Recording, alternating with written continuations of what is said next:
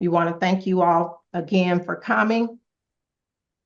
I would just like to say, for those of you who do not know me, I am Patti Williams. I'm a registered nurse, and I have been with SCORE for 5 years. I was with SCORE for 5 years as of February.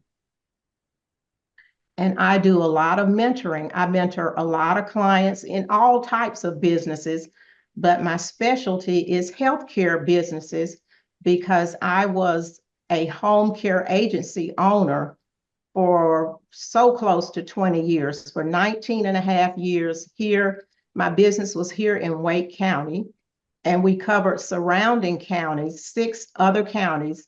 We had aides that went into the home to help people with bathing, dressing, and all of those daily activities. So that's what my background was before I came to SCORE. I sold my business in 2018, and I felt that I still had a lot that I could give back to the community. So that's how I ended up at SCORE, and it has really been a joy for me. Some of the people you'll see on this screen tonight, I have been acquainted with them for the entire 5 years, and it's been a joy. So that's why you're seeing them here tonight.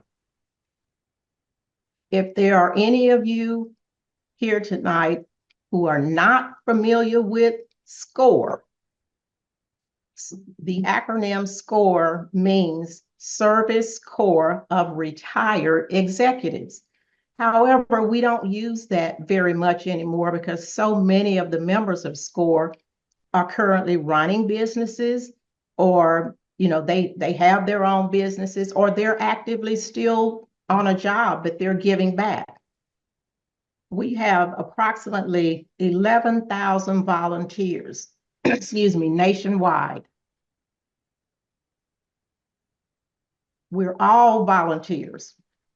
So we show up to SCORE to make sure that we share our knowledge with people in the community, business owners, and sometimes people come to us for other things, just for advice about careers or whatever. That's not something that we typically do, but if we have the expertise, we will certainly share it with anyone that comes to SCORE. It is a free service. SCORE does not charge for anything that we do. So our volunteers do this for the community. There are many chapters all over. I think we have 5 or 6 chapters in North Carolina. There may be more. I know that there's people on the line that are from other areas because we're doing this on Zoom, so it doesn't matter where you are.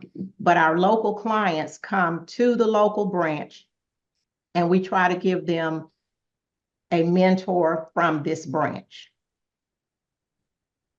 So I hope that's enough about SCORE. I know you all see the emails. If this is the first time you've come to one of our seminars, you probably will get more emails from us. We have a very robust website, score.org.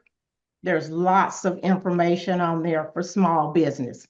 So explore that later and make sure you use some of those resources. So it is now 6:30, 6:31. We're going to go ahead and start this webinar tonight, understanding the impact of grief and loss on your business. I was talking with a couple of ladies, and we know that, especially in the last 5 years, there has been so much grief really with deaths. We went through a pandemic, and there was an untold number of individuals that we lost when we went through the pandemic. That added to just the regular grief that occurs on a daily basis. So we just wanted to come really forth with this subject and start to get it from under the covers and discuss it so that we can start to heal. Our goal tonight is to empower businesses and organizations to recognize grief and loss. Sometimes it may show up as anger. The panelists are going to talk to you about that tonight, but we want you to be empowered to recognize it. And as I mentioned, we're going to try to provide solutions and resources for you as we go forward. This is our panel tonight. Everyone is here. If you went onto the SCORE website to sign up, there's a link on each one of these that tells you who we are. I'm not going to go through that and explain that to you, but we're going to drop these links in the chat so that you can go back and look at these individuals.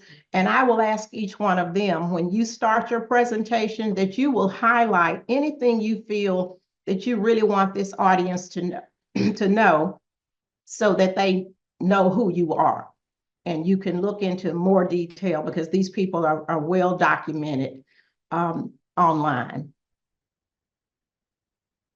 Our agenda tonight, first up is going to be Dr. Cheryl Kirk-Duggan. She's going to help us to understand what grief really is. And I think that's going to be wonderful because I've heard her talk about this before, and she's really good at bringing up things that we don't even consider when we think about grief. Amber Stanley is going to talk about speaking grief, how grief expresses itself, and how it can change us. And then I'm going to have a panel discussion with Debra Phillips, Dr. Joelle Stevenson, and Dr. Yuri Yamamoto. I have some general questions that I'm going to ask them about how does this look in the community, and how can the business community help or assist you all with what you're dealing with on a daily basis. And then we'll have Dr. Cheryl and Amber come back and discuss some resources. We're going to send you the resource list, but there may be some that they want to highlight. So one thing that really caught my attention when I started to look at the financial impact on business, because we know most of us, all of us are in business to make a profit or to make money. Even if you have a nonprofit, there is a certain amount of money that you need to make to keep that nonprofit going each and every day. So I went through a lot of resources and I came up with some astounding figures as to what the impact of grief and loss is on a business. Number one, it's estimated that $75 billion is lost annually from absenteeism. We know that when people are going through grief, they just can't get motivated. They may not be able to go to work. There's just so much that can happen. And that cost is estimated at $75 billion. This is a huge number. It could be higher. I don't think it would be lower. And then presenteeism, that's those people that show up for work, but they really don't perform. They really don't do anything because they can't. They're thinking about, oh, my mom just passed away, or my husband or my child. You all know that we've had a lot of young people that have passed away for whatever reason. We have a crisis in that area. So there's people that they need their job. They're coming to work, but we're just not getting the productivity out of them that we would if they were not staunched in grief. And then if people leave their job, some people, they get so grieved that they will quit the job. Well, it's going to cost you 150% of their annual salary to replace that person. So that's another cost. If it costs you $10,000 to hire someone, depending on what the job is, or even if it costs you $200 to hire them, then you're going to have to do 150% of that to hire the next person. Then there's all the training costs. It's just a great impact on business, especially small business, because when we get good people in place and we train them, we count on them a lot. I know I did, and we want them to stay in place. We don't want to lose them. And then there's the healthcare cost. It's estimated that there's a 5 to 10% increase in health insurance claims. So that can happen as well. People maybe they're not paying attention, not eating well, they're off their schedule, staying up late. Some people are abusing alcohol and drugs to get through grief. There's a lot of things that can make this healthcare cost go up.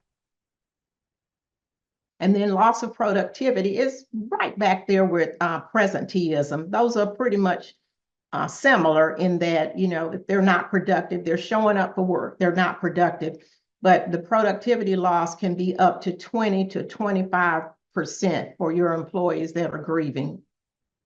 Then there's the workplace accidents. Oh my, there's a lot when people are not able to concentrate on what they're doing on a daily basis, they can have accidents.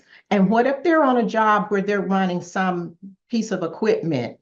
They may happen to have an accident because they're not paying attention, they're distracted. I mentioned before, they didn't sleep well. There's all of these things that can go on that will make these costs go up. So these are some huge figures. I was really surprised when I saw it. So I felt like this is something we really need to discuss. There are support programs that can definitely help. There are grief support programs, and it's noted that there could be a 20% reduction in absenteeism and a 25% increase in employee satisfaction if there is a grief support program in your business, if it's large enough. But if you're in a small business, there are programs in the community that you may be able to tap into for your employee base. And then there's the employee assistance programs. Most of those are tied to larger corporations as well, but there may be resources in the community for that as well. There can be a 30% reduction in healthcare costs related to mental health claims if you have an employee assistance program. And we're going to talk about some of those tonight. So first up is Dr. Cheryl Kirk-Duggan. She is going to come and talk to us about what grief really is. And we're going to follow this program. We're not going to tarry. We're going to try to get through everything, allow you to ask questions, make sure you all put those in the chat or the Q&A, and we're going to go ahead and move forward.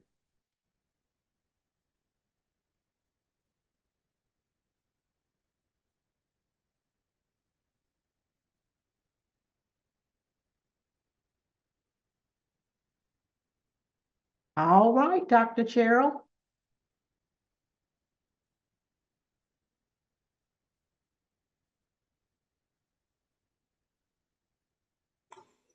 Good evening, everyone. It is a pleasure and a blessing to be with you this evening to talk about grief and loss. And before we talk about grief, which is a healthy experience and response to loss, we need to talk about loss. We're all born and we live an amazing, sometimes difficult lives. Regardless of our racial ethnic identity, class, sexual identity, caste system, wherever we are, no matter our wealth, no matter where we are geographically, no one can escape loss between the bookends of birth and death. Losses come in many ways. Some are unexpected. Most people are aware of loss from death of a loved one. So first we want to look at the terms. Life, who we are, how we live. And now loss. As I mentioned, there are many losses. Death of a loved one, when a family member dies, a close friend, or a colleague. Most people think about that when they think about loss. But often when a child dies, it's so catastrophic that it often ends in another type of a loss, and that's divorce. Divorce happens either with a married couple or a committed partnership. Sometimes that's due to irreconcilable differences or change in health or infidelity. Some kind of crisis precipitates divorce. There's also job loss. We saw in COVID and in life in general, if companies downsize, if they move from a particular location, people lose their jobs, or if a person can no longer function, or if they do something that they should not, like theft, that's job loss. That's also traumatic because it changes everything. Along with a person's identity, it changes the types of resources they have. It may change their friends. We've had losses like the pandemic, as Ms. Patti mentioned earlier. We all know about some of those experiences, and there are also meteorological traumas and losses from tornadoes and earthquakes and tsunamis. And these have a destructive impact, not only in terms of trauma left to everyone, but may change the geographical landscape as well. There's loss due to retirement. Too often I've seen people 6 months after retirement, they've died. It's like, what happened? because their identity was so tied into the job that they lost a sense of, who am I? What do I do now? My friends, my sense of purpose is all connected to the job. Further, we have loss of dreams. Some people wanted to be an Olympic skater, or they wanted to have their own business. They may have had a physical or mental injury that prohibited that from happening. I've talked with people who they always wanted to be a mom. They couldn't be a mom for whatever reasons. They didn't get married, or they didn't have a partner, or they were infertile. So many types of losses of dreams. There's also loss of innocence and betrayal. Sometimes when people say they are friends, and then they act in ways that are not friendly, or they betray our trust. There's also loss of pets. And I've had people lately to lose pets. It's very traumatizing because the pets bring comfort, unconditional love, and if people don't deal with that, then it can affect them in unhealthy ways. There's loss of limbs from accidents, sometimes from various health issues. As I mentioned earlier, infertility, there are miscarriages and stillbirths. And with these particular losses, a lot of times people don't have a way to grieve, and we'll get to grieving in a moment. It's like, we'll just get over it or just have another child. But that's often easier said than done.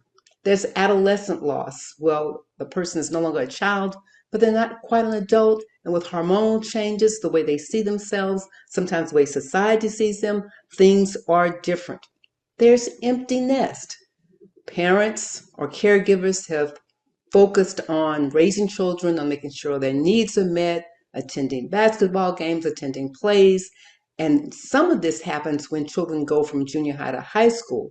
It happens in a larger sense when children hit 18 and either go to college or go and take a job. What do the parents do? How do we handle finances? What do we do with our time? If all the time has been involved with taking care of the children and now two partners are left at home, what then? There's also part of this awareness has to deal with toxic relationships. There's domestic violence. There's psychological abuse. There's so many dysfunctions in family systems that then affect the children. And a lot of this dysfunction is often intergenerational. So that lists and gives us an overview of loss. So what is grief? Grief is an experience. Every experience of grief is different based upon the relationship, based upon the type of loss, the time of the loss. Are we in a great spirit? Are we feeling well when it happens? Are we sick? Is it a betrayal? All of those things have an impact on that. So when we look at grief, we want to see it as an encounter, as an experience. Second, that we can then repair our brokenness of the grief experience and how we can move on for transformation. To do this, I found that we need to target 4 areas: the mind, the emotions, the body, and the spirit. Our mind is responsible for how we think, how we imagine, how we dream, how we process information. So when going through grief, it's important to read books, to talk with others, to think through what's going on, and in the process to give ourselves permission to feel what we feel. Because every grief experience is different, it's important that we don't put undue expectations on ourselves about the grief experience and be okay with wherever we are. Also, dealing with the mind, it's helpful to get a counselor or a therapist. And all hospice agencies major in grief, and even if our loved one doesn't have to have gone through them. And there are so many resources, which Amber and I will talk about later, that are available. So it's important to know that we're not alone in dealing with grief. For the emotions, they are vast, and they include things like love. Let me just deal with this. Loss of a loved one, recap and divorce, bad breakup, job loss, pandemic, catastrophic loss, retirement, dreams. And now this series of losses that we're talking about, we talked about innocence and betrayal, loss of pets, loss of limbs, infertility, miscarriages and stillbirth, empty nest. And there's anticipatory loss that I had not mentioned. What if somebody's about to die? When do they die? Or if they're in the military, will they come back a whole person? Will they be missing in action? If they come back, will they have post-traumatic stress? Mentioned the loss by displacement. Also, toxic relationships can cause a lot of stress and loss. The impact of it can be very horrific on our lives. And so it's very important that we take loss and grief quite seriously because, as Ms. Patti showed in her numbers, it affects us not only in the job, it affects our health, it affects our well-being, it affects our friends. Again, grief is an experience. And we have to be careful that we're not ashamed about that. And with the emotions sometimes comes love, fear, anger, shock, shame, surprise, sadness. How did that happen? Disbelief. Did it really happen? And it can take weeks before it really settles in our brains that, oh, I really lost my job, or oh, my pet is dead, or oh, my company is downsizing, or so and so betrayed me, or they really did ask for a divorce. So it takes a while. Other emotions include guilt, sometimes happiness. Oh, what a relief. Joy, disgust. We can be numb. We can be anxious. It affects so many different things. There are grief support groups, so again, we don't have to go through it alone. And when dealing with the emotions, journaling is very helpful for some people. And for people who do not like to write, you can record on your phone. Watching movies about other people's grief, or reading biographies or autobiographies where people have talked about loss and grief are also very helpful for helping us to deal with our emotions. And then there's the body. All of our physical systems in our body, our skin, endocrine system, our lymphatic system, our cardiac system. Some people have had heart attacks because of their grief. I know of several couples that have been married for years and years, like 40, 50 years. When one spouse died, sometimes within days, sometimes even the same day, the other spouse will also die just because they die of a broken heart. Inflammation can occur. Some people get headaches. Some people can't sleep. Some people sleep all the time. Some people have a ravenous appetite. They just cannot stop eating. Other people can't eat. So all of these things affect our body, our nerves, every part of our body.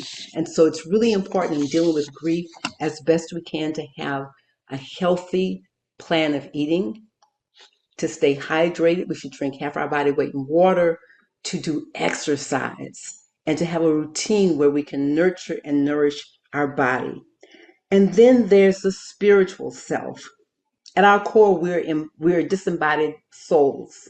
We're embodied souls. We are who God made us to be. That is the immaterial part of us. Whatever the type of our spirituality, losses can test those beliefs. Sometimes we know, well, why did this happen? I've been a good person. I've never caused harm to anyone. And when we don't let ourselves feel grief over life's experience, we block our capacity to heal holistically. We block our capacity to heal our soul. And for treating issues around the soul, it's important, again, spirituality groups, therapeutic groups, sometimes churches, pastors, imams, priests can be very helpful. One-on-one counseling, get a therapist. We don't mind going to the doctor if we get a broken arm and need to get that fixed. But a lot of times when it comes to our emotions and our feelings, we're reticent. We have shame. So our invitation is to be gentle with ourselves as we're going through grief, to love ourselves well, to make sure we're taking care of mind, body, spirit, and emotions, to recognize what grief is, and to get some help. So this is so important when we think about grief. Mourning, because sometimes people are not clear about those experiences, is the public response. We have funerals, we have memorial services. To recap, as we go through grief, it's important that we deal with our thoughts, our mind, our emotions, our feelings, our body, the physical self, and our spiritual, our emotional self. Thank you. Thank you so much, Dr. Cheryl. Are there any questions, Marshall? I checked, I didn't see anything so far. Okay, well, thank you, Dr. Cheryl. That was wonderful. You really gave us a lot to think about. And I hope you all are taking notes. I am not surprised that there's not questions in the chat, because this really makes you reflect inward. And so hopefully you all are reflecting and taking notes, and we hope we'll hear from you later as to how this was helpful, or that you went outside to get more help because of some of the suggestions we made. But we're just really, really happy that you're here. We got a really good response for the number of people that signed up. So we're really happy to see you all. And now we will have Amber Stanley to come and speak to us about speaking grief and changing identities. Amber. Thank you. And thank you, Dr. Cheryl. That was a lot of great information. That was great. All right. So I'm Amber Stanley. I'm a grief specialist, therapist, grief coach, writer, author, all that stuff. And I'll be talking, of course, about how identity can change in grief and what I like to call how to speak grief. So let's see if we can get this shared. Give me a second. Technology is not usually my strong point. Take your time. All right. There you are. Great. Okay. Can you all see that? Yes, we see it. Oh, okay, great. Okay. So like I said, I'll be talking about how to speak grief. And first of all, we'll talk a little bit about how identity can change in grief. So after significant loss, or really even before it, in the case of caregivers for someone who's terminally ill, the griever's life can change sometimes dramatically. For instance, they may go from spouse or adult child to caregiver to widow and widower, or adult orphan, really. And someone who has lost both parents, for instance, essentially moves up a generation, which can be really an existential reckoning. And in the case of illness, it may be a gradual shift, but with sudden death, such as suicide, accident, natural disaster, homicide, all of those, it can be very abrupt and violent shattering of what's called the assumptive world. That's from Dr. Therese Randall. So an employee may become a breadwinner or the sole provider for their family, and then have added pressure on them. They may exhibit variable productivity, difficulty with certain tasks or roles that they may have had in their job. They may have shifting moods, less energy and focus than they maybe had before. If they have minor children, they may have schedule shifts, and they may end up taking on more responsibilities or roles. If a partner has died or is no longer available, they may see themselves in certain ways as a worker before having had losses, and then wonder, maybe why they've changed after. And if we think of the loss of the person or the thing or situation as the primary loss, there's also what's called secondary losses related to that. So they can show up as major changes in routine, daily life, financial impact, loss of hopes and dreams for the future, and really everything that person meant and more. And they're going to be different for each griever. They may feel like they've lost not just, maybe one person, but really everything. And the way they see the world and themselves has also fundamentally changed. Okay, so this is what I call how to speak grief. It's a little bit simplified way of describing it, but the reason I call it that is because it can seem as though after really significant loss, people begin acting and maybe speaking like a foreign language almost, that no one except possibly some other grievers maybe understand. And then those experiencing grief can feel really misunderstood or even rejected. And so here we're really inviting people to talk about something that most people don't or won't talk about, and then also to be received by others when they do. So the first step is really to be open to it, to be open to having these conversations. And I'm talking about this at the interpersonal level, kind of one-on-one. So this applies both personally and, in work situations as well. So to be open to it really means, well, most people avoid, hide, ignore, sidestep, or really even deny, that this is happening, rather than being open to talking about it because it's so emotionally charged as a topic. People are usually afraid of saying the wrong thing, and of their own emotional reaction to someone else's grief. And to be honest, sometimes people that are grieving are not the most fun people to be around because, they may be sad or anxious or intensely angry or irritable, and they may push people away. But know this and remain open anyway. So the next step is really awareness and some level of grief literacy and education. So David Kessler, who's a pretty well-known grief specialist, talks about that we live in a very grief illiterate culture in society, but really that doesn't have to be the case. There's tons of research, there's tons of writings and available works on grief-related topics. So I invite people really to seek those out. There's some level of kind of self-education as well.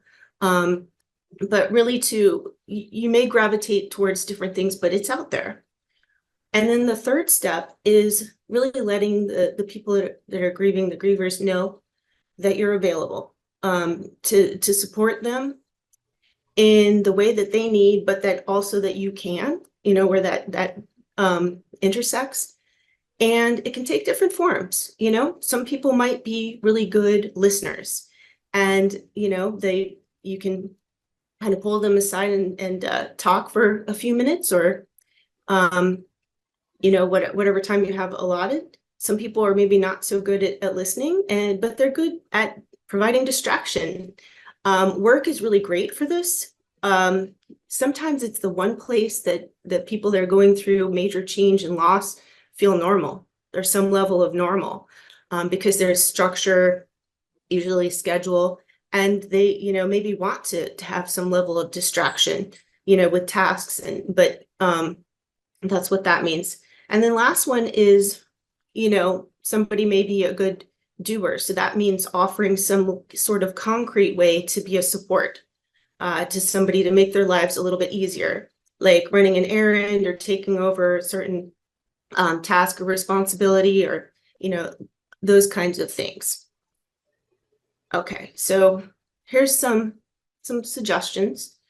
I want to, you can go ahead and read these, but I wanted to draw your attention to a couple of them, which is, please don't, try to fix them or rush the grieving process, because everybody's is going to be a little bit different. And sometimes we try to hurry people through or really intellectualize something that's very, emotional in a lot of ways, because we have kind of a preconceived timeline or idea of what it should look like. And the other is, please don't say that you understand, because you're not inhabiting their mind and body. You really can't. The intentions are usually good when people say this, but even if you've had the same or similar type of loss, your experience is going to be very different because you had a different relationship with your person, and you have just had different life experiences as well. And then, of course, check in with people periodically, but not all the time, not every day.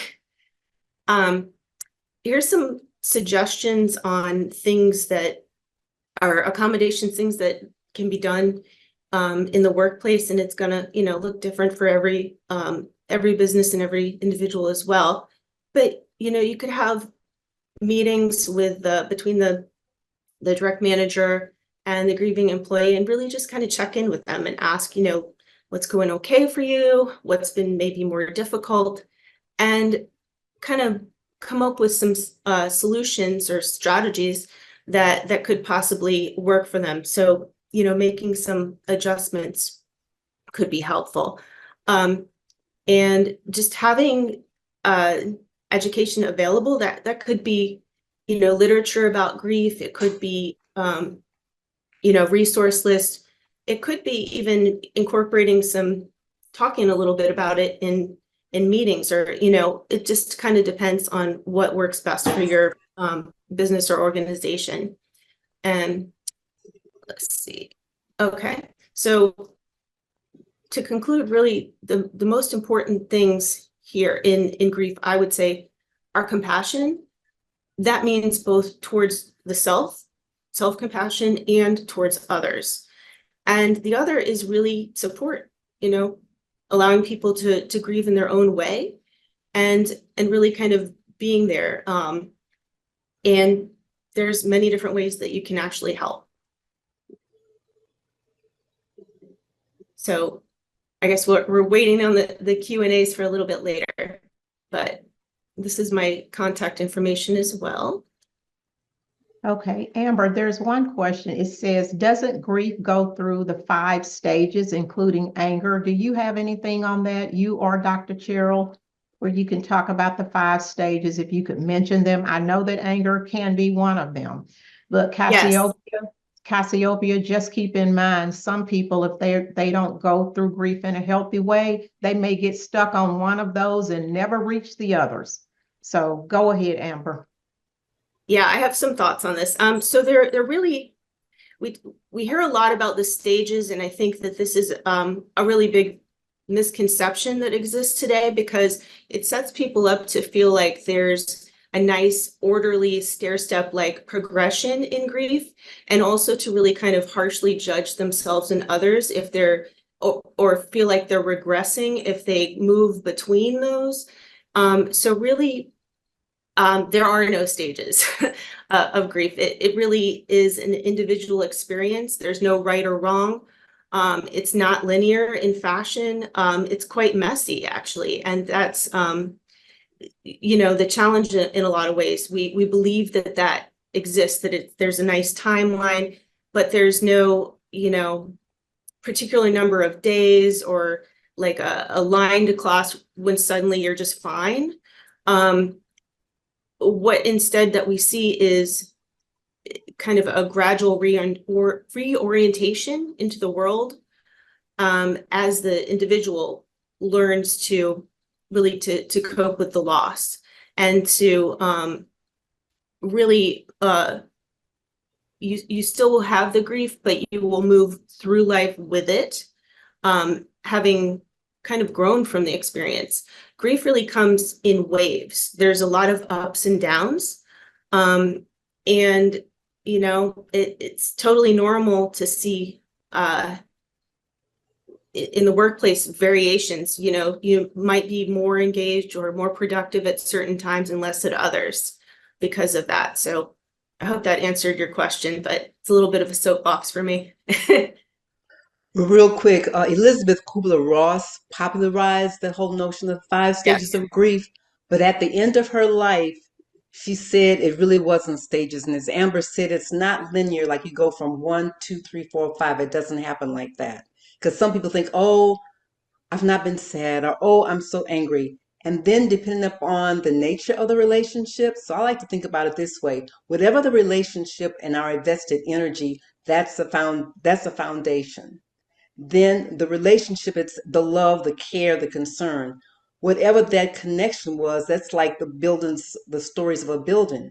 And so if a relationship, whether it's a job, divorce, a death, if that's gone on for 15, 20 years, you're not just going to get it all done in a year. Just because the casseroles are eaten and the flowers are gone, or just because you signed the divorce papers, it just doesn't go away that way. And so that's why, as Amber said, it's important for us to have awareness, to get education, and to have compassion for ourselves, and to put no expectations on what the grief looks like. That's why it's important to see people like Amber, myself, others so they can help walk you through what's going on.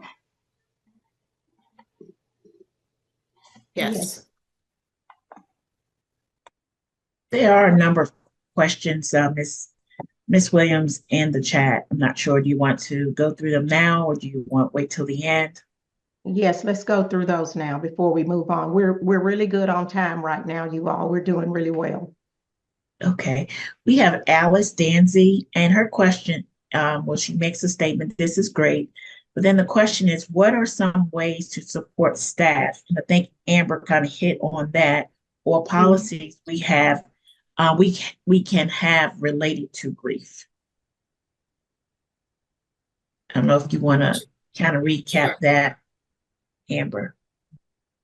So workplaces really might need to constantly be assessing or changes or negotiating changes to tasks and relationships to make sure that the work continues. So there's certain things that you can do, maybe look at, changing possibly the hours of work, the work roles, the types of work that's undertaken, levels of responsibility may shift, and, you may have a little bit more flexibility, maybe, as far as like possibly even remote work, working from home, or like I was saying earlier, sometimes people feel like the most normal or really need to feel like they're getting away from the home too. So physically being in the workplace may actually be better for some people. But really those are the types of things that you can do. And if you check in with the individual employee, because the one thing I do want to say is that there's no one size fits all solution. It's going to be a little bit different because different grievers have different really needs for what support looks like to them. A mentoring and consultant who deals with a lot of workplace issues, Darren Hardy, suggests that in the 21st century, what's most important for any great leader is emotional intelligence. So depending upon the size of the firm or the company, it would be wise, even if it's a small firm, or if you are one business person, but maybe you have a couple of staff, then that's where we could have some training for HR to be emotionally aware, and also to set up a culture where when a loss happens, whatever the nature, that people are not shamed, that loss is not an excuse not to function, but that you can create an environment where people know I can go to HR or I can go to my boss. I can say, this is my loss. This is what I need. And then as Amber said, then see what kinds of accommodations can be made. The person may need to have a leave of absence. The person may need to have a flexible schedule. That's why back in the day, Miss Patti, we call them Rolodex, but now everyone should have a list of consultants someplace on file. Is a person more comfortable with a spiritual person? So have a rabbi, have an imam, have a pastor on call so you can call. Have a list of hospice connections. Or if it's financial and maybe they lost their job, are you going to have to fire some people because the company's not doing well? It will be helpful to have a seminar or two on how can we help people get new jobs. So it's really about emotional intelligence, being aware, and have also aware of how loss can affect people, and then having relationships as the owner of the business or the HR person, have relationships with people who can come in and help employees when they're going through a loss, whatever type it is, so that things can be in place to assist them. Thank you. One of the next questions says, what are inappropriate expressions of grief? Perhaps those not so obvious. I think when I spoke, I mentioned, of course, alcohol abuse and drug abuse. That can mask a multitude of things that are going on, but sometimes you'll see that. And definitely extreme anger that never abates, just constantly angry. You don't know why, lashing out. But I would certainly keep an eye out for abuse of food, overeating, Yeah. undereating, losing weight. All of those things can be signs. But if you don't know that that person had a loss, you may think that it's something else. I will say, when you have people working for you, oh, it can really be something, because at any one given time, I would have over 60 people on the street every day working. And I had to have a relationship with each one of those people. If they had problems, their problems were my problems. I finally realized, if they couldn't get to work, if their car broke down, if anything that happened in their family, it affected their work life. And even though it would tear me apart because I had to scramble and, reschedule and do all this stuff, when they called me, I had to become a different person. I had to pull something out and say, oh, I'm so sorry that happened. What can I do for you? I hope that you'll be okay this afternoon. And knowing that I was going to be so busy trying to recover business-wise, I would say to them, call me later and tell me how this turned out. I would put it back on them so that they would go, okay, it's fixed, or it didn't get fixed. I would give it to them so that I wouldn't have to follow up and call them back. And I'm sure our guests are going to, talk to us about that. But there's so many ways that grief can show itself. Do you all have any examples that you want to give that someone may not think of? Anyone One would else? be inappropriate laughter and Oh, talking wow. louder. Another would be if all of a sudden they're sexually inappropriate, like Mhm. coming on to people or dressing or very exposing their bodies, things like that, because of some sort of loss, whether a divorce or a death. So that's why it's important for HR and for the leaders in the group leaders to be aware of who are people. So if any kind of behavior is out of character, that's an opportunity for a conversation. I see a question from Cassiopeia about, it was something about unintelligent reactions to a grieving person. I Mhm. have to tell you all this story. I've told it to Dr. Cheryl and Amber before. I used to work for a large corporation before I started a business. And so my mother passed away like overnight, heart attack. She was only 70 years old. She was a very dynamic and powerful presence. So I stayed away from work for 3 weeks. And when I came back, I'm still a big coffee drinker, but I was always going to the coffee pot, not the water cooler. And there was a guy that I used to meet there all the time, and we just talk about everything. He was constantly talking about his mother, who lived in Florida, and he was an only child, and he was taking care of her. Well, when I got back to work, he met me at the coffee pot, and what he said to me was, he said, oh, I heard that your mom passed away. He said, but at least you won't have to take care of her. Oh, Oh That's my. what he said to me. I still remember it. I remember where we were standing. And so I just said, and I walked away with my coffee. I didn't know what to say. I don't think he meant any harm, but he was thinking of himself, because he was having to manage from Raleigh to Florida, managing his mother. And he complained about it to me all the time. But that was what he said to me. He was thinking I was very lucky. That's what he was telling me. I couldn't even say anything. I never addressed it with him. But here I am 25 years later talking about it. So you can say the wrong thing. I yeah. went to lunch with a local businesswoman who had a traumatic death in her family last week. And I was so distressed about what am I going to say to her? So when we got there, she started talking about business. I mean, she was on it. She was talking the whole time. She didn't even eat her lunch. She was talking so much. So finally, when it was time to go, I said to her, how can I support you? I didn't know anything else to say. I said, how can I support you?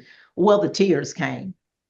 And I said, tell me what I can do. I said, did this help today? The fact that you and I got together? She said, yes, this helps.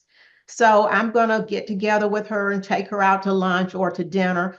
But I didn't know what to say. I didn't say anything about the situation, even though it was over us like this. I just let her guide the conversation. So I think I did the right thing because I was like, I don't want to say the wrong thing. So Right. that was how I addressed it. There's many things that you can do, but each time you need to be prayed up before you go into a situation like that, because your mind will take you in a direction. Oh, what happened? How did it happen? Did you? It was just too much. So I'm proud of myself for saying, how can I support you? That was what I said. And, I think that if a person needs something from you, they will let you know. Any other good questions, Marshall? We've got about 3 more minutes and then we're going to move on to the next segment. There's a great question here from someone in leadership. What should you do if you are the leader, like the CEO, and are grieving a loss in a way that means you sleep more and work less? Is there a way to ask for grace professionally? Always. That's why it's important to have staff who you trust. And the greatest leaders, in my experience, are those who basically work themselves out of a job. So if a loss happens, whatever type, there should be someone who can step in the organization, who can do some of the work. And then it's important for the CEO not to feel shame, not to feel guilt, because loss is going to happen. Sometimes we can anticipate it. Sometimes we know people are sick. Sometimes we'll get a phone call like, when the bridge collapsed. But it's important to be able to ask for help. That's why all CEOs should have a therapist or a spiritual counselor so they can go talk and help. And I know Dr. Yuri and Dr. Joe are going to talk to that about some of their experiences. So we all need help. So before those kinds of things happen, the person has their own business, know who you can delegate the job to. Have a counselor or a therapist on speed dial, so when something does happen, you don't have to fall apart, but you can have someone to walk with you. Those would be the first two most important things. Yeah, Do you 'cause have something, Amber? you're going to really set the example for the organization as far as how these kind of things are handled. And it also reminded me of something that, oftentimes when somebody has lost, the team is going to maybe pick up some of the slack or some of the tasks maybe that they were doing. So don't forget to support the supporters too, because the whole team, because that's going to potentially alleviate some tensions that may emerge as a result of having to, maybe take on extra work or responsibilities or things like that. And also, just to kind of be aware of how much information that you want to share from a personal standpoint, as far as confidentiality for yourself, but also with employees as well, kind of knowing who to share what with and when, and that's going to be different for each organization as well. That is great. This has been a very good discussion. For those of you, if your question wasn't answered and you want to be sure you get an answer, you know how to get in touch with Dr. Cheryl and Amber or myself, and we will make sure that you get an answer to your question. So what we're going to do now is we're going to go ahead and move into our panel discussion section. We have some individuals here tonight that are going to talk to us about how the community can actually assist with whatever grief is going on, or how you as a business can interact with the community or with their organizations.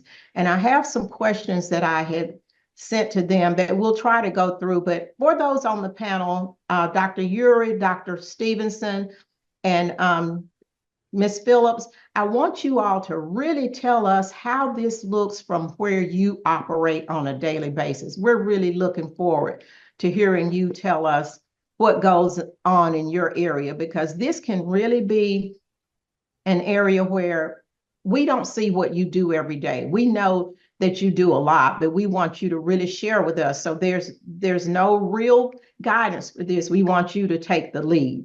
So the first question is, what are some effective ways for businesses to engage with and support their communities during times of collective grief, like loss of a community leader or a significant event.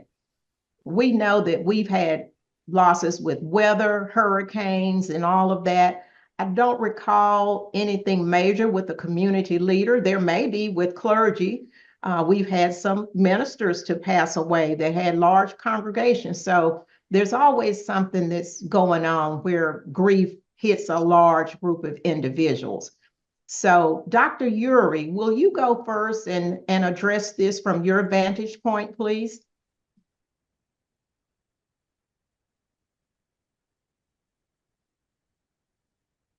So for me, I am a clinical chaplain in a prison, and I see a lot of, I guess, in terms of grief, sometimes it's seen as a weakness. And I felt that both presenters did a wonderful job really hitting the culture change that needs to happen. And I see in my particular environment, whether that's the offenders or the people who work with them, tough it out is often the answer. But it is really not a healthy way to deal with grief. And I would say don't wait until something happens. Grief would make the grief, normalize the grief. Just like today's presenters had done, grief happens every day, whether it's small or big. And even the small ones can really accumulate. And a couple of things that I thought might even be important to mention is things like a crisis of faith kind of situation. You can be hit in multiple ways because faith communities have done or have gone through difficult issues or have harmed people. And then in those cases, people lose not only a place, but also a crisis of faith. They may lose their faith. And that's a huge spiritual loss. And also, one can go through moral injury, which to me is a loss of moral identity. You thought you were a moral person, but you have harmed someone, or you had seen some horrific things.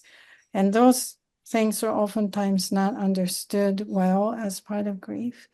But normalize these things as part of your lives so that the community doesn't have to be educated when something major happens. That's great. Thank you so much. Miss Phillips, will you address that from your standpoint? She is the owner of a funeral home. I guess that's how you say it. If there's not another way to say it, you tell us what's politically correct. Thank you. Yes. Hi, can you hear me? Yes, ma'am. Oh, hi. Yeah, my name is Elder Debra Phillips, and I'm also the author of the book called Hope to Go, which is received a Christian Writers Award in 2014 for in the line of devotionals.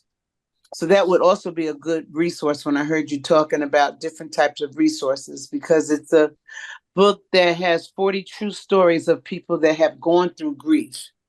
Some have reached acceptance and others are still working on their grief journey. The question that you had asked was when you had a multitude of events that happen in the community and people are full of grief. As a funeral director and business, and also this is the ministry that God has given me in life, bereavement and grief.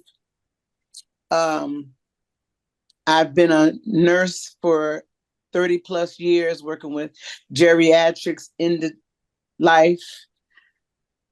palliative care. So I am well aware of the traumatic experiences that people do go through. My niche is to make people feel more to lean towards coming towards us in a business. And what we do is we try to offer affordable means. We talk about grief, but a lot of times, how can you even grieve if you're in a situation where you can't even afford to handle financially the situation?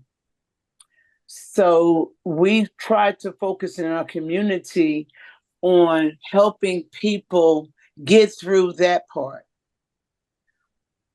Because what I found was people have to get through the finance part before they can even grieve. So we try to, here at Family Funeral Home, we try to work with families where they're at.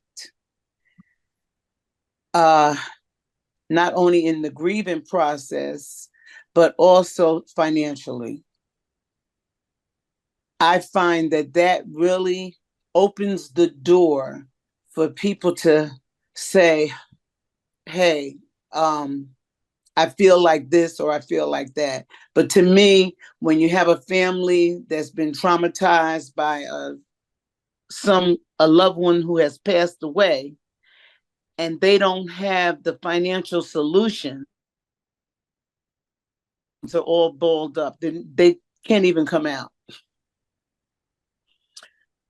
And Yeah. so I found at the table,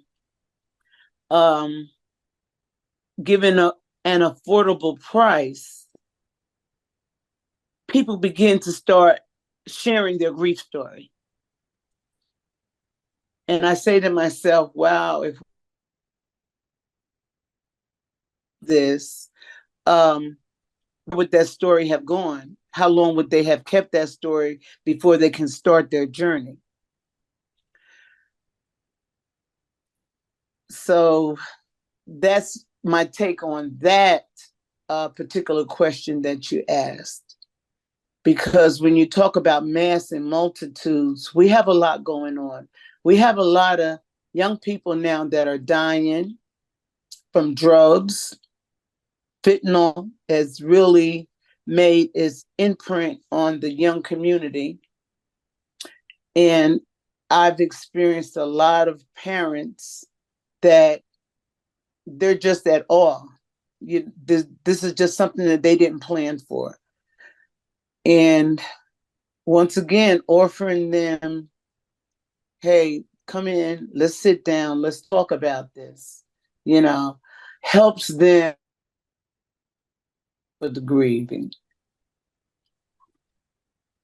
That is wonderful, Elder Phillips. Thank you so much. I'm so glad you addressed that, because if there's that big mountain of debt standing in the way, people can't even get to the grieving process. That is major.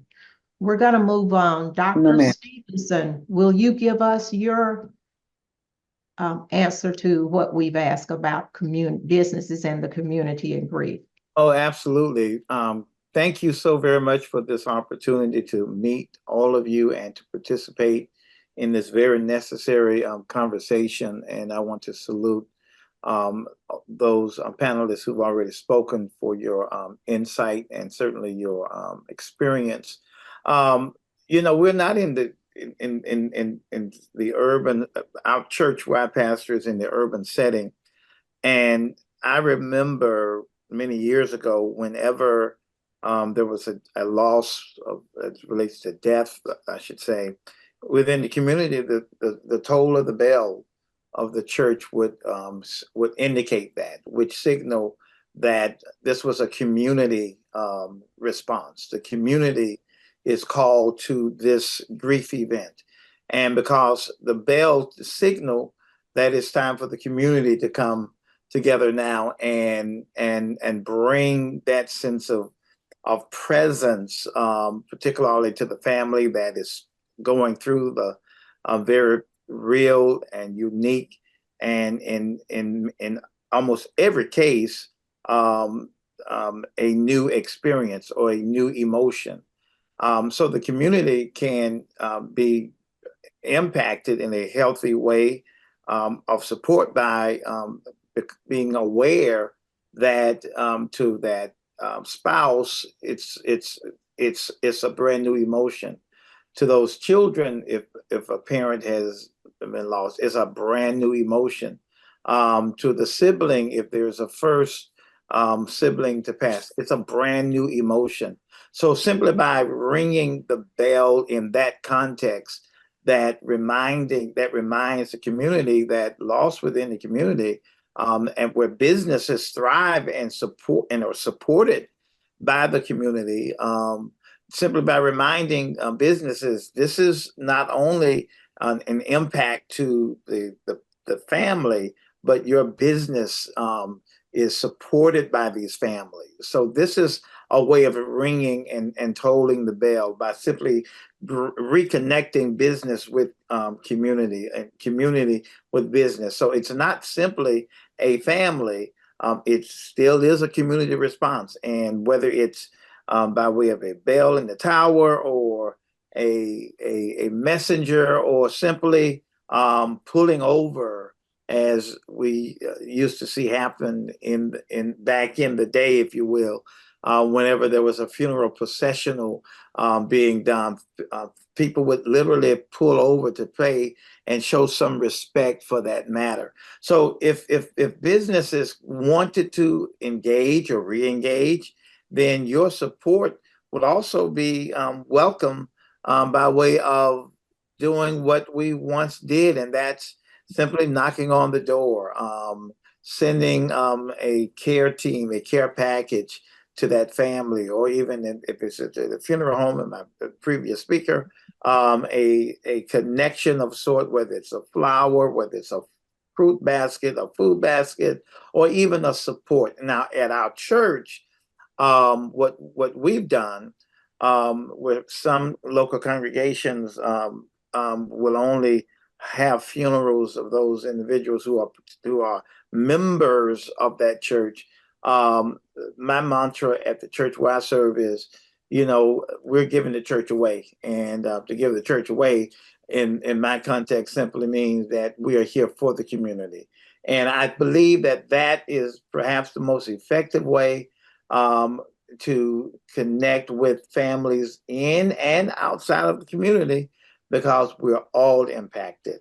And another way that businesses can engage and support their communities, businesses, is to allow, an extra 30 minutes on a 1 hour lunch break. If it's nothing but to say, make your way to the church or make your way to the funeral home, pay your respects, sign the registry in the name of the business, if you will, so that when the families get back home after the repast, if there is such a repast, then they can go through that list and go, wow, such and such business sent their staff by, or someone from the business came by.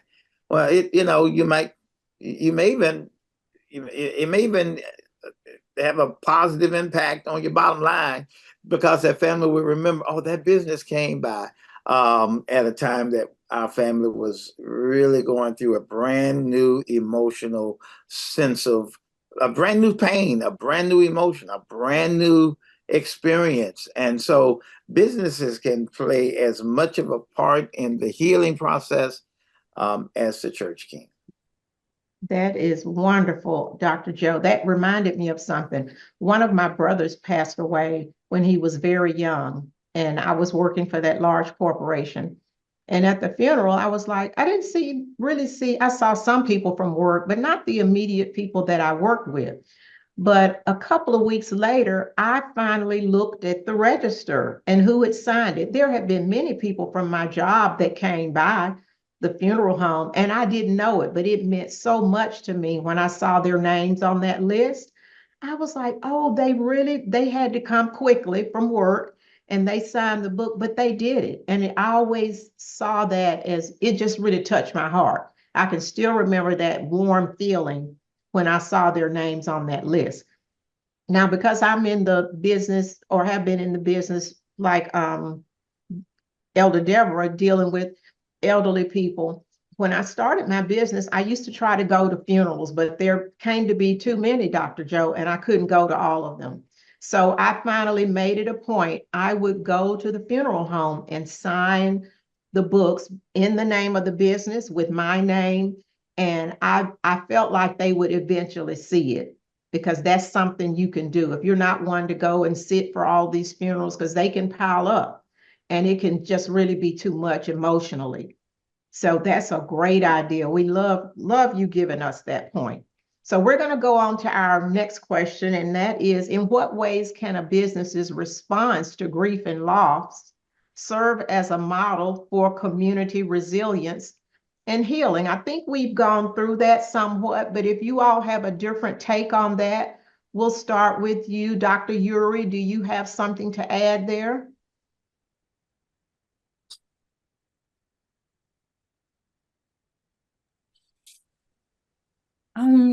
I think when the business is going to normalize the grief within the business community, you could invite the community outside to also participate in those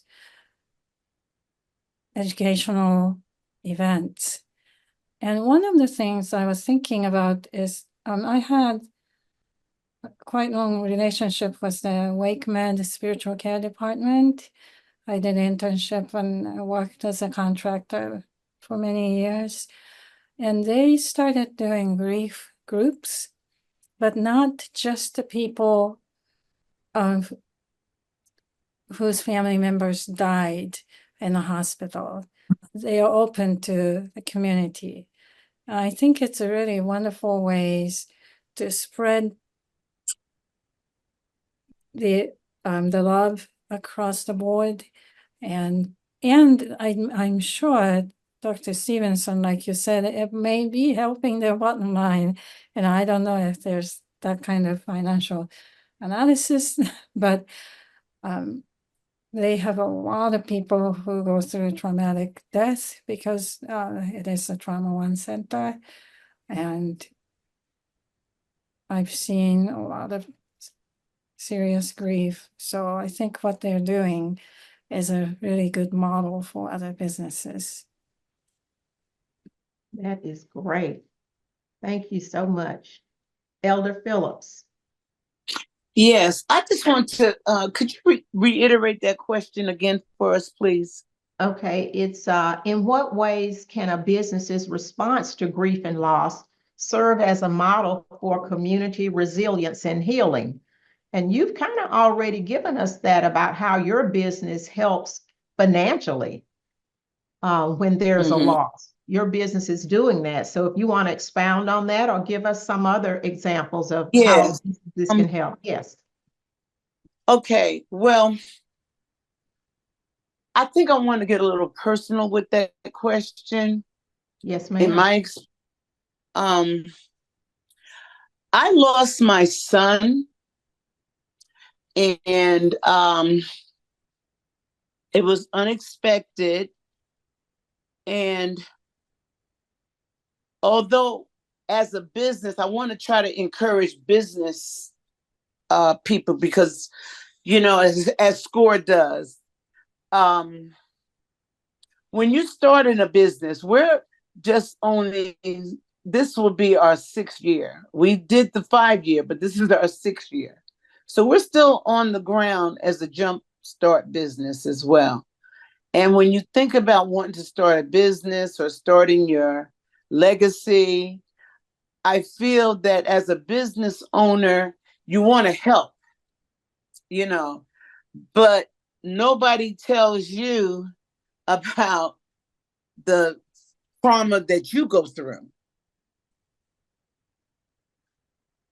I went through a serious trauma because nobody told me that I was going to have to funeralize my own child.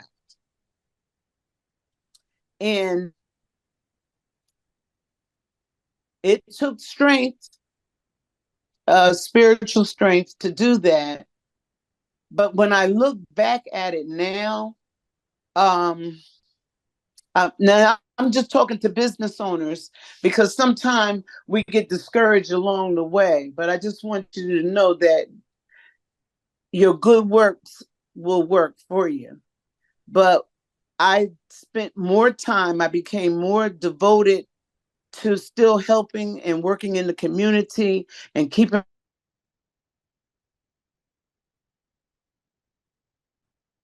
It didn't make me give up. And because of that, I think that the community sort of embraced the funeral home. So when you say about an example, sometimes it's just staying there and staying put, regardless of your oppositions as a business owner, and letting people know that you're going to be there. Because one thing I've found, even if you're starting a new church or a new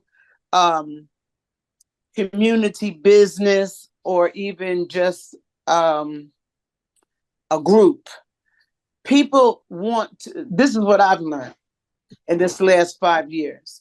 People want to know, are you going to hang in there? And I didn't really realize that when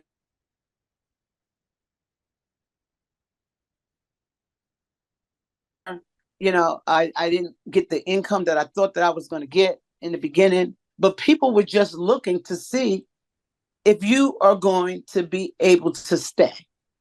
And then the other word is, can we trust you? Can we trust this local preacher? Can we trust this person that says she's an elder? Can we trust this leader who's over this organization? So those are the things that were all kind of like in the dark and in the waiting period. And I had that traumatic loss.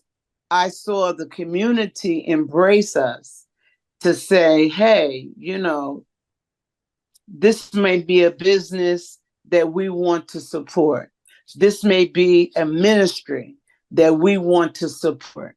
This may be a group that we want to support. Thank you so much for sharing that. Dr. Joe, help us out. Help us out, Dr. Joe. Yes, very well said. Yes. Every business in any local community need to just remember, first of all, one thing, and that is before the city council or whatever the local government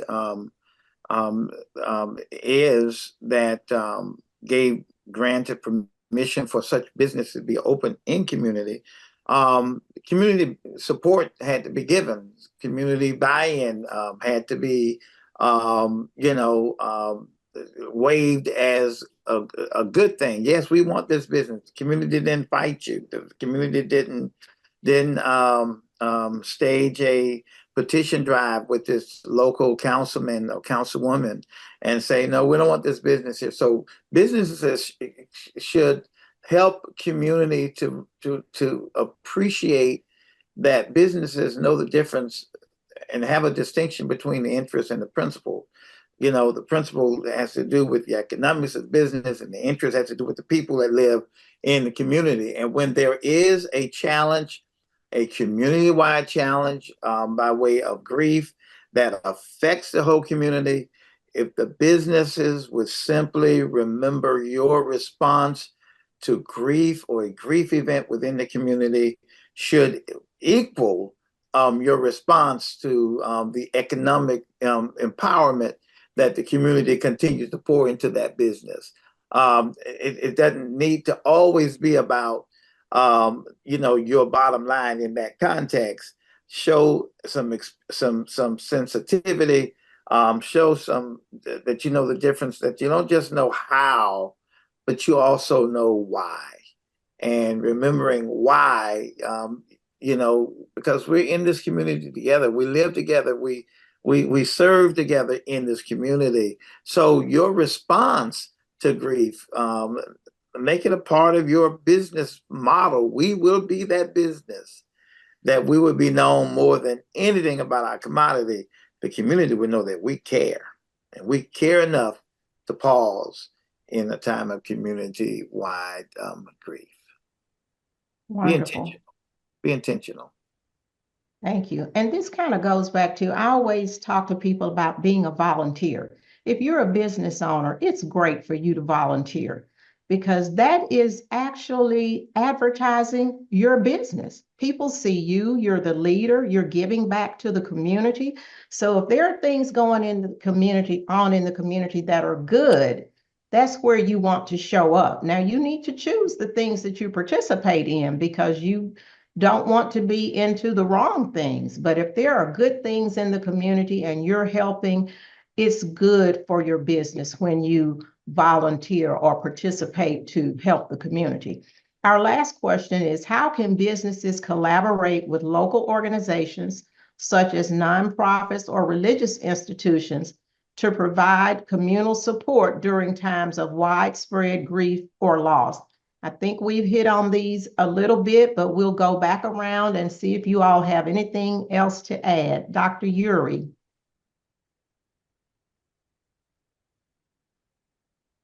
I think, of course, resources that our business might be able to share. That might be financial or maybe different, like a knowledge base or even a space that if the community does not have a place to gather, a business or maybe a church or organization that may have a space, even providing that space for a community to come together, or in case of like homes being destroyed, maybe a place to stay or something like that would be something they can do. And I think also businesses can grieve together. They don't have to pretend like they weren't impacted by that. Because even if you don't live in the community, you come to work there every day. So the community disasters would probably impact them in similar ways. And being able to openly grieve together, that can model as well as work together. So. Thank you so much. Elder Phillips. I think she made a very good point there about the community working and grieving together. I can remember when one of the panelists talked about how they didn't know what to say to a person when they are grieving. Silence and that companionship, just being a silent companion, just so that people know that you're there. And it's so important. You can get together, even if you work with another organization. It doesn't have to be another funeral home. It could be another business that's in town. You know, if they've had any loss or if you hear, you know, you can always still have business to business, you know, stop by and give your condolence. But it's just that silent partner that just is there. If the community knows as a business, you're there. You're not just publicizing, or you're not doing it so that, if I do this, you know, maybe I'll get more sales on this end later. But no, just a compassionate, silent companion. The community knows that much about your business. You know, that's a stepping stone right there. Those are foundational things that help keep you rooted in the community. Just to know that you're there. You know, I can remember just little simple things like there was a family member that their family chose to use another funeral home. And even though she really wanted to, you know, choose ours, their family wanted the other funeral home. But she called me and asked me for some chairs. And, I let her have the chairs.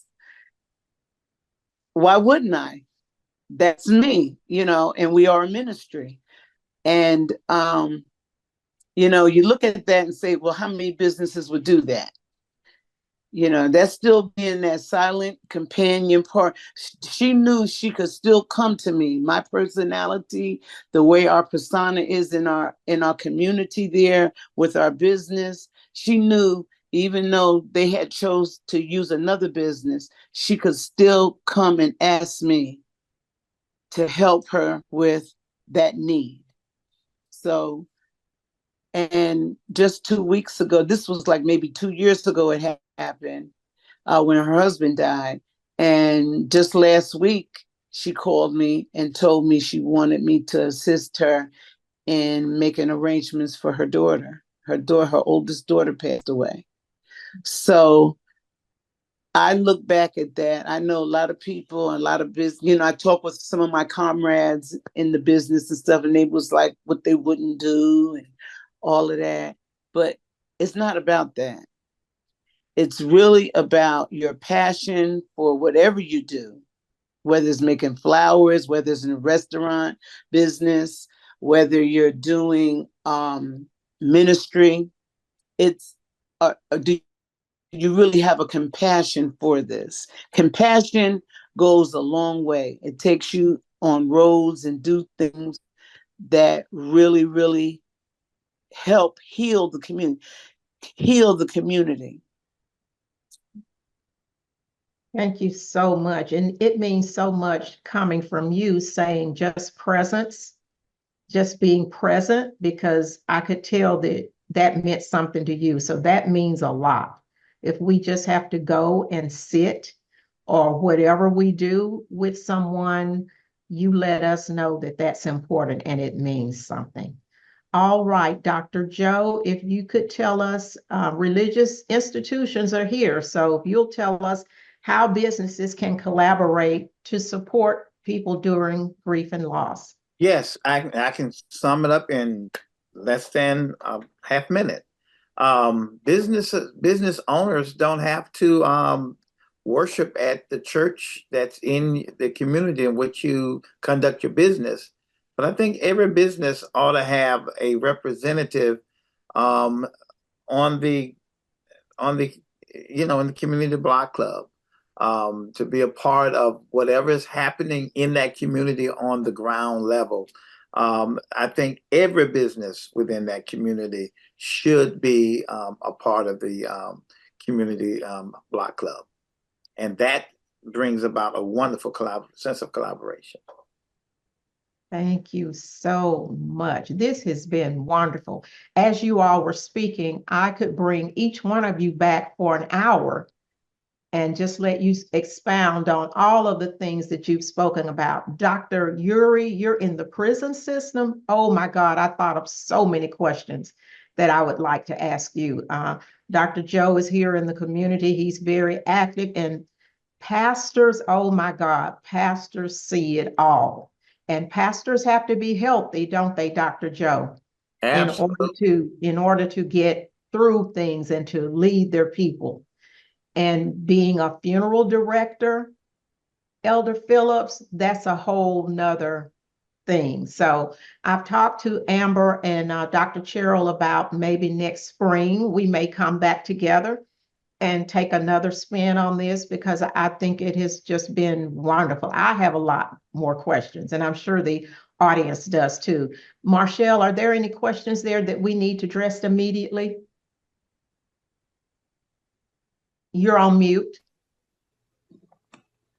There is one, not really a question, but just a comment from I'm not sure if it's Amok Ocean, just talking about when they lost their brother and how when they came back to work, how people just came up to them with gossip and different type of workplace events, not really showing the compassion that they had hoped that they would get when they returned back to work.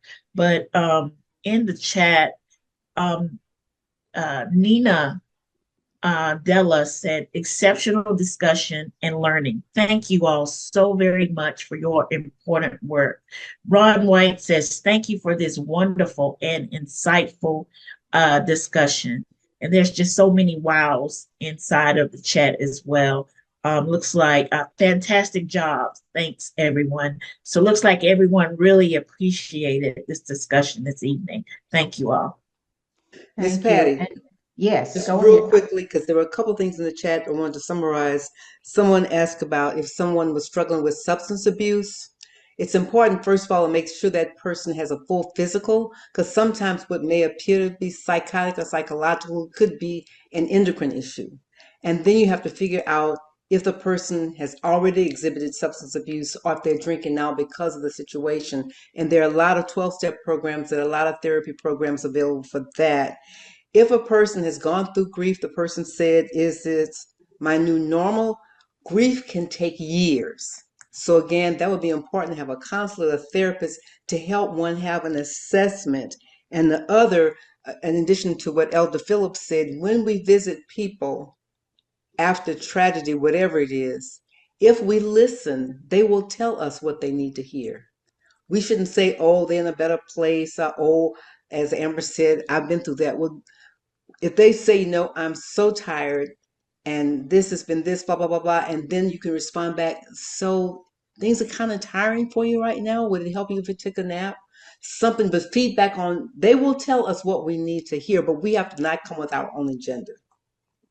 And if I may, to that effect, and this is a wonderful conversation, another side of that is grief as a result of a family member who chose death by suicide, and the ability to work with that. We have at our church coming up. My wife and I, we are certified in this through this Soul Shop for the Black Church, which of course teaches and provides ministry skills as to how to minister to families who've been impacted by death by suicide. I'm intentional with the way I'm framing it as opposed to saying died by suicide.